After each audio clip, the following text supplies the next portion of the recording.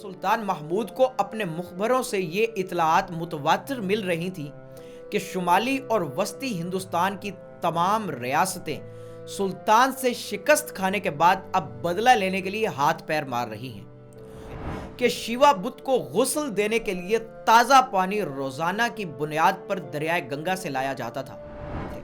ایک مرتبہ تمام وزراء نے سلطان کو شکایت کی کہ ایاز ایک غلام ہے اور باقی درباری بڑے نام و نسب والے ہیں، ان کے مقابلے میں ایک غلام کی اتنی عزت افزائی مناسب نہیں اور کوئی غلام اس قابل نہیں ہوتا کہ اسے ایسا مقام دیا جائے۔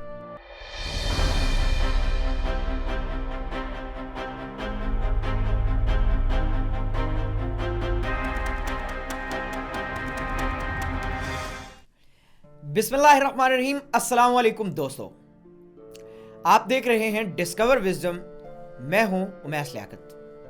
دوستو، سلطان محمود غزنوی 1020 عیسوی سے 1025 عیسوی کے درمیانی عرصے میں سلطنت کے شمال مغربی حصے اور دریائے فرات کی وادیوں میں فتوحات میں مشغول رہا۔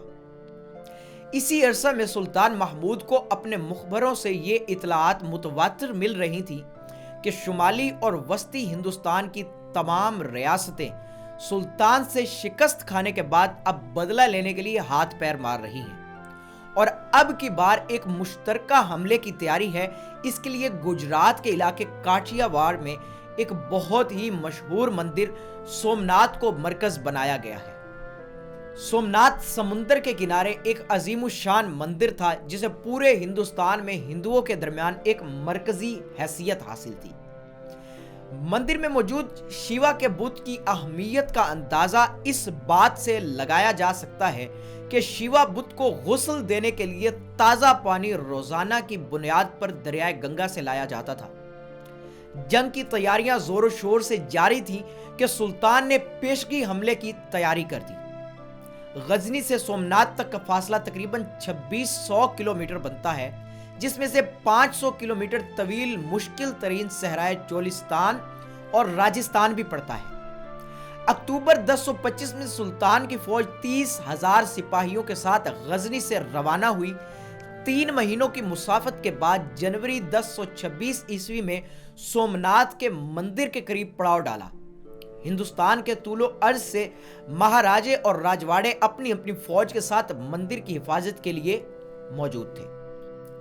جنگ کا آغاز ہوا اور ایک سخت مقابلے کے بعد سلطان محمود فتح یاب ہوا۔ مندر کو توڑ ڈالا گیا۔ یہی وہ مشہور جنگ ہے جس کی بنا پر بعض مورخین نے سلطان محمود کی ذات کو ایک لٹیرا مشہور کرنے میں اہم کردار ادا کیا۔ سومناتھ کے مندر کی فتح کے بعد سلطان محمود کی آخری لڑائی 1027 عیسوی میں ہوئی، جو کہ دریائے سندھ سے دریائے بیاس کے درمیانی علاقوں میں پھیلے ہوئے تھے۔ آخری 2-3 سال سلطان محمود غزنوی بیمار بھی رہا اور اپنی آخری جنگی مہم 1029 میں ایرانی علاقے رے میں انجام دی اور رے کے حاکم آل بویہ کو شکست دی۔ محمود غزنوی کو ایک پرعزم اور باہمت بادشاہ کہا جاتا ہے اور تاریخ میں ہے کہ اس نے ہندوستان پر 17 حملے کیے اور سومناتھ کا مندر تسخیر کیا۔ اسی لیے محمود غزنوی کو بت شکن بھی کہا جاتا ہے۔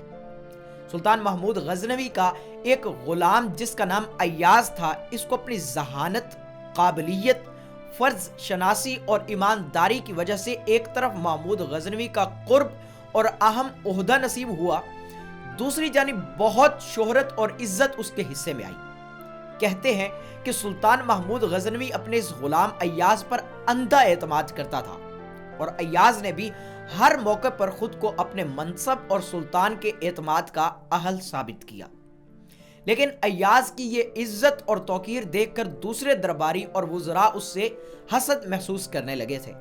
ایک مرتبہ تمام وزراء نے سلطان کو شکایت کی کہ ایاز ایک غلام ہے اور باقی درباری بڑے نام و نسب والے ہیں، ان کے مقابلے میں ایک غلام کی اتنی عزت افزائی مناسب نہیں اور کوئی غلام اس قابل نہیں ہوتا کہ اسے ایسا مقام دیا جائے۔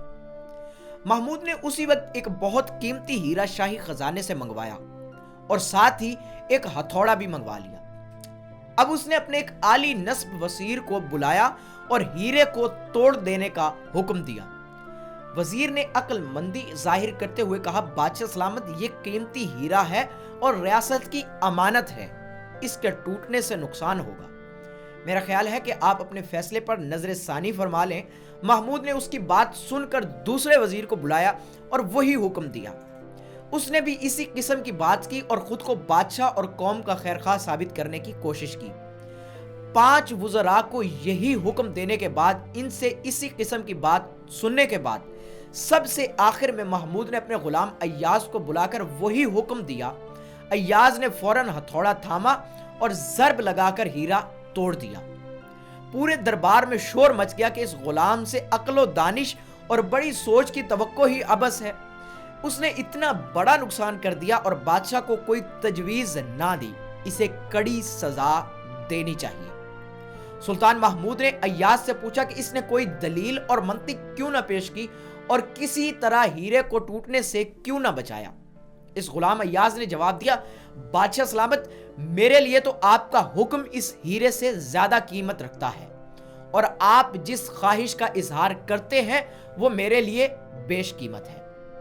سلطان محمود غزنوی دق اور سل کے مرض میں مبتلا ہو کر اپریل 1030 میں 59 سال کی عمر میں غزنی میں وفات پا گیا اور غزنی ہی میں دفن ہوا۔ دوستو یہ تھی ہماری آج کی ویڈیو۔ ہم سلطان محمود غزنوی کے بارے میں مزید ڈیٹیل اپنی قسط نمبر 3 میں آپ کے سامنے پیش کریں گے۔ اپنا بہت سا خیال رکھیے گا۔ السلام علیکم ورحمۃ اللہ۔